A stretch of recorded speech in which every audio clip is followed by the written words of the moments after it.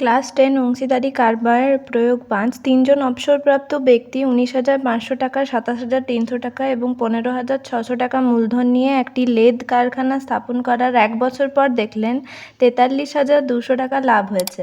ওই লাভের 2/3 অংশ তারা সমান ভাগে এবং বাকি অংশ মূলধনের অনুপাতে ভাগ করে নিলে কে কত টাকা পাবেন?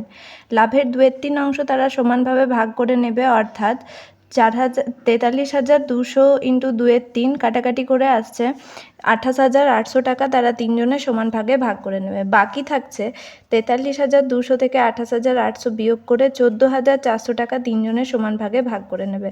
তিনজন অবসরপ্রাপ্ত ব্যক্তির মূলধনের অনুপাত 19,500 ইস্টু 27,300 ইস্টু 15,600 কাটাকাটি করে আসছে 5:7:4।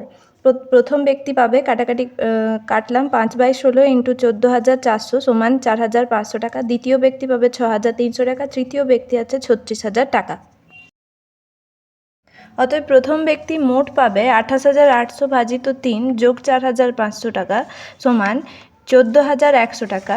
আবার দ্বিতীয় ব্যক্তি পাচ্ছে 28,800 ভাজিত 3 যোগ 6,300 সমান 15,900 টাকা। তৃতীয় ব্যক্তি পাচ্ছে 13,200 টাকা।